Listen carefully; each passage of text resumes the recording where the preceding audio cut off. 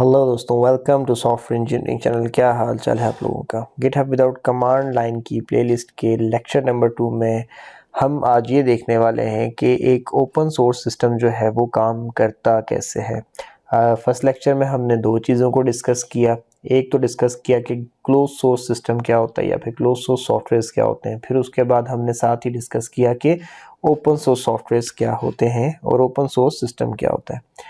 तो ये दोनों चीज़ें हमने डिस्कस की और फिर आज के लेक्चर में हम क्लोज सोर्स को वहीं छोड़ के ओपन सोर्स को पकड़ के आगे आ गए हैं और हम आज ये देखने वाले हैं कि ओपन सोर्स सिस्टम काम करता कैसे है।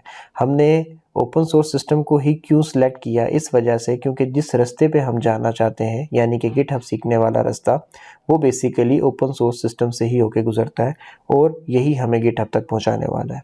तो इसलिए हमने ओपन सोर्स सिस्टम के बारे में डिस्कशन को अपना जो है ना पॉइंट बनाया और इसके अंदर आज के लेक्चर में हम ये देखेंगे कि ओपन सोर्स सिस्टम किस तरीके से काम करता है और हम चलते हैं आगे और देखना शुरू करते हैं।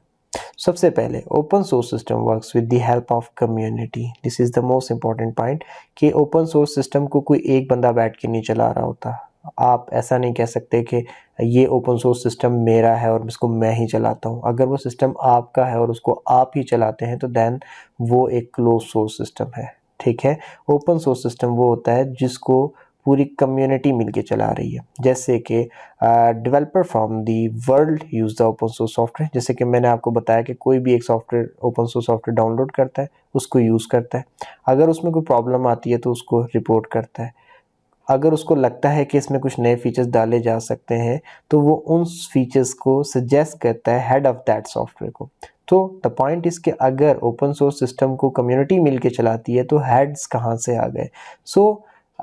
एक सिस्टम अगर उसको कम्युनिटी भी चला रही हो तो उसके अंदर भी कोई ना कोई टॉप पे जाके बैठा हुआ ज़रूर होता है जो कि उस कम्युनिटी के लिए हुए डिसीजंस को देखते हुए, उन कम्युनिटी की तरफ से आने वाले सजेशंस को देखते हुए उन सजेशंस को फाइनल कर रहा होता है कि इनमें से कौन सा बेहतर है और कौन सा जो है ऐसा है जिसको हमें एक्सेप्ट नहीं करना चाहिए, किस तरीके से पूरी कम्युनिटी की तरफ से आने वाली फीडबैक्स को लेके चलना है। तो उनको हम यहाँ पे actually heads of that software कह रहे हैं। तो आप रिपोर्ट करते हो प्रॉब्लम्स उन लोगों को। अगर कोई नया फीचर ऐड कर सकते हो तो आप वो फीचर ऐड करते हो, सजेस्ट करते हो हेड्स ऑफ दैट सॉफ्टवेयर को और वो लोग आगे से क्या करते हैं कि रिपोर्टेड प्रॉब्लम्स को फिक्स करते हैं और अगर आपके दिए हुए फीचर्स अच्छे लगते हैं तो उसको मैन सॉफ्टवेयर का हिस्सा बनाते हैं, जैसे कि हमने लास्ट लेक्चर में स्टडी किया था। तो आपका ओपन सोर्स सिस्टम बेसिकली कैसे काम करता है, वो काम करता है कम्युनिटी की बेस पे। और उस कम्युनिटी कहाँ की है, अक्रॉस द वर्ल्ड।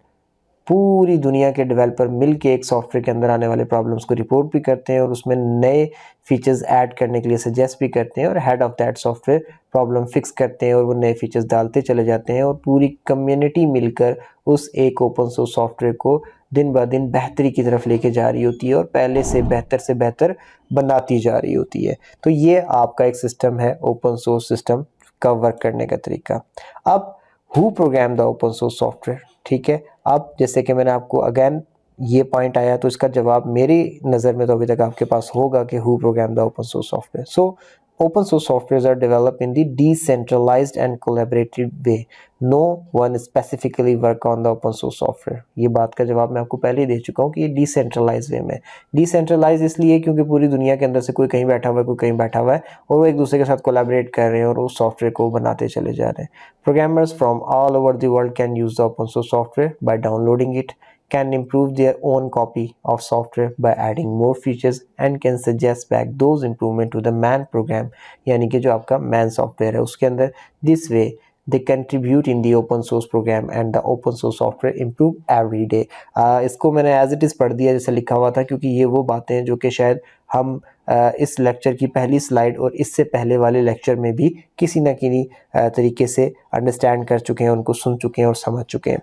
तो इसके बाद अगर हम आगे जाएं, अब the point is the most important point, why programmers contribute into open source software. हमने ये देखा ना कि हम बार बार बात कर रहे हैं कि जनाब कोई एक बंदा नहीं है जो कि ओपन सोर्स सॉफ्टवेयर के ऊपर काम कर रहा होता है। पूरी दुनिया के सॉफ्टवेयर के पूरी दुनिया के अंदर जितने भी प्रोग्रामर्स हैं और जो उसको सॉफ्टवेयर को यूज़ कर रहे हैं वो सारे लगे पड़े हैं और उन सॉफ्टवेयर को इम्प्रूव कर रहे हैं। ठीक है, और उसमें कुछ कंट्रीब्यूशन दे रहे हैं। सो द पॉइंट इज कि वो कंट्रीब्यूशन दे क्यों रहे हैं, क्यों नहीं वो आते सॉफ्टवेयर को मुफ्त में डाउनलोड करते, अपना काम उससे निकालते हैं और काम करने के बाद खुद चलते बने, ऐसा क्यों नहीं करते? क्या उनको ज़रूरत पड़ी है कि एक सॉफ्टवेयर को इस्तेमाल कर रहे हैं फिर उसको इस्तेमाल करके बेहतर भी बना रहे हैं एंड सो ऑन, मतलब इतनी क्या मजबूरी है यार? आपने एक डाउनलोड किया, ओपन सोर्स सॉफ्टवेयर था, इस्तेमाल करो, इस्तेमाल करके आपका काम हो गया, बस ठीक है, बाय बाय करो।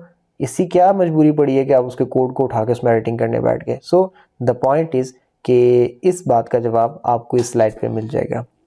Because they want to contribute into that software which was helping them in some task for free of cost, and they thought they should add some value to it as well if they can। वो जो software free of cost download करके इस्तेमाल कर रहे थे, उनको ये लगा कि इस सॉफ्टवेयर ने हमें बहुत हेल्प की है और अब हमारा टाइम है कि हम थोड़ा सा पे बैक करें और इसके अंदर जो है कुछ वैल्यू अगर हम ऐड कर सकते हैं, अपना कुछ कंट्रीब्यूशन कर सकते हैं तो हमें करना चाहिए, क्योंकि बीइंग अ सॉफ्टवेयर इंजीनियर हम अगर समझते हैं कि इसमें कोई इम्प्रूवमेंट आ सकती है और हमें इजाज़त भी है कि हम इसमें इम्प्रूवमेंट करें, तो हम क्यों ना करें, जबकि ये हमें फ्री में इतनी मदद कर रहा था। तो एक तो रीज़न ये होती है। दूसरी बात क्या होती है, those who are learning how to program contribute into those open source project so they can improve their programming skills by working on professional software. देखें, जब भी कोई प्रोग्रामर बन रहा होता है, प्रोग्रामिंग सीख रहा होता है, तो उसके लिए लाजमी होता है कि वो डिफरेंट किस्म के प्रोजेक्ट्स पे काम करे प्रैक्टिस के लिए। कुछ प्रोजेक्ट खुद से शुरू करे, कोई पहले से प्रोफेशनल लेवल पे स्टार्ट हुए हुए प्रोजेक्ट्स में कंट्रीब्यूट करे, तो कोई ऐसे ही तो अपने सॉफ्टवेयर में किसी को घुसने नहीं देता, उसकी प्रोग्रामिंग में जाके चेंजिंग कर दो। सो ओपन सोर्स सिस्टम जो है वो क्या करता है कि उसके अंदर प्रोग्रामर्स जो है इजीली इन्वॉल्व हो सकते हैं। तो जो नए नूब्स होते हैं, जो बिल्कुल ही नए लोग होते हैं प्रोग्रामिंग की फील्ड में, वो अपना हिस्सा डालते हैं प्रोफेशनल सॉफ्टवेयर में ताकि वो सीख सकें, प्रोग्रामिंग की प्रैक्टिस कर सकें और उनको भी एक सेंस ऑफ जो है एक तरीके से कॉन्फिडेंस आता है कि यार हमारा लिखा हुआ प्रोग्राम एक प्रोफेशनल सॉफ्टवेयर के अंदर अप्रूव हो गया, तो दैट मीन्स कि हम जो है बेहतरी की तरफ जा रहे हैं और डे बाय डे अच्छे प्रोग्रामर्स बनते जा रहे हैं। तो वो अपनी स्किल्स तो पॉलिश कर ही रहे होते हैं, साथ साथ वो कोशिश ये करते हैं कि प्रोफेशनल सॉफ्टवेयर के अंदर अगर हम कंट्रीब्यूट कर सकते हैं तो क्यों ना करें, वो ज़रूर करते हैं। फिर उसके बाद some professional software developers also contribute into reputed software project as this is good for their profile। So this is the most important point। कोई एक बंदा इसलिए एक ओपन सोर्स प्रोजेक्ट के अंदर कंट्रीब्यूट कर रहा है क्योंकि वो उसने जब उस सॉफ्टवेयर को इस्तेमाल किया तो फ्री ऑफ कॉस्ट उस सॉफ्टवेयर ने उस बंदे की बहुत हेल्प की।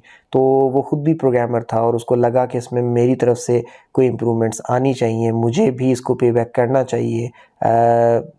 तो उसने क्या किया कि उसके अंदर बैठ के काम किया। दूसरी तरफ एक और कोई नूब था, कोई नए लेवल पे कोई बच्चा था जो प्रोग्रामिंग सीख रहा था और उसको लगा कि यार मुझे प्रोग्रामिंग स्किल्स बेहतर करने के लिए किसी प्रोफेशनल प्रोजेक्ट पे काम करने की ज़रूरत है, तो क्यों ना किसी एक ओपन सोर्स सॉफ्टवेयर को पकड़ूं और उसके अंदर मैं थोड़ी सी इंप्रूवमेंट करूं, तो मेरे लिखे हुए कोड से उस सॉफ्टवेयर का भी भला हो जाएगा, मेरी भी प्रैक्टिस हो जाएगी। सो दूसरा बंदा ये था। अब तीसरा बंदा जिसने उस सॉफ्टवेयर को यूज़ भी नहीं किया शायद ज़्यादा, या फिर जो स्टूडेंट भी नहीं है, जो कि प्रोग्रामिंग सीख भी नहीं रहा, वो भी कंट्रीब्यूट करता है। क्यों?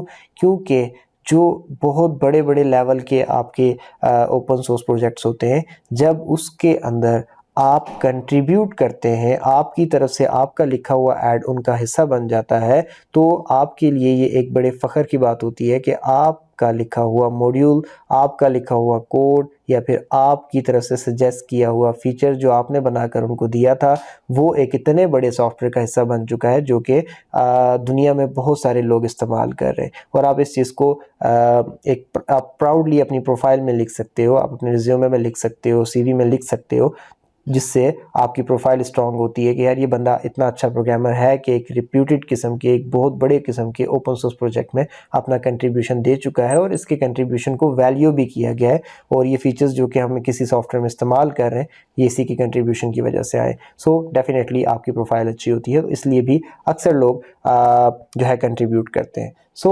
Next, how we can contribute, this is the most important point कि आप मैं बता तो रहा हूँ कि पूरी दुनिया के प्रोग्रामर कंट्रीब्यूट कर रहे होते हैं, फिर वो प्रोग्रामर कंट्रीब्यूट करते क्यों हैं। अब हम असली पॉइंट की तरफ आए कि कर कैसे सकते हैं। तो पहली बात ये कि some project share their codes on their own sites and with their own tools which help you to contribute into their software. कुछ ओपन सोर्स प्रोजेक्ट वाले क्या करते हैं ना कि वो जो उनके सॉफ्टवेयर होते हैं जो कि ओपन सोर्स होते हैं, वो उनके कोड भी अपनी ही वेबसाइट पे शेयर करते हैं और किस तरीके से उनके अंदर कंट्रीब्यूट करना है, आपने उन कोड्स को किस तरीके से रीड करना है, उसकी डॉक्यूमेंटेशन और उसमें कंट्रीब्यूशन के लिए जो टूल्स या फिर जो मेथड्स होते हैं वो भी वो अपनी ही उस साइट के ऊपर बताते हैं, आप उनको स्टडी करके कर सकते हैं।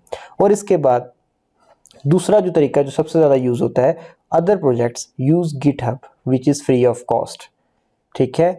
और वो क्या करते हैं कि बाकी सारी ऑर्गेनाइजेशन या कुछ लोग, ज़्यादातर लोग अपने प्रोजेक्ट का सारा कोड उठा के गिटहब नाम की एक वेबसाइट पे शेयर कर देते हैं, जिसके ऊपर कोड को जो है शेयर करना और उसमें कंट्रीब्यूशंस को एक्सेप्ट करना एंड सो ऑन, ये सब चीज़ें करना फ्री ऑफ कॉस्ट है। मुकम्मल तौर पे तो गिटहब भी फ्री ऑफ कॉस्ट नहीं है, कुछ चीज़ें इसकी पेड हैं, लेकिन जो मोस्ट इंपॉर्टेंट चीज़ें जो कि हमारे यूज़ की चीज़ें हैं वो तो फ्री ही हैं। तो लोग क्या करते हैं कि अपनी साइट के ऊपर अगर वो प्रोजेक्ट को लेके नहीं जाना चाह रहे होते तो वो गिटहब को इस्तेमाल करते हैं, गिटहब के ऊपर अपना पूरा का पूरा सॉफ्टवेयर का कोड जो है ओपन सोर्स कर देते हैं। और गिटहब एक ऐसा टूल है जो कि अलाउ करता है उनको कि वो उसके अंदर लोगों की तरफ से आने वाली फीडबैक्स एक्सेप्ट कर सकें, लोगों की तरफ से आने वाले सजेशन एक्सेप्ट कर सकें, उसके अपने सॉफ्टवेयर के वर्जन्स को कंट्रोल कर सकें एंड सो ऑन।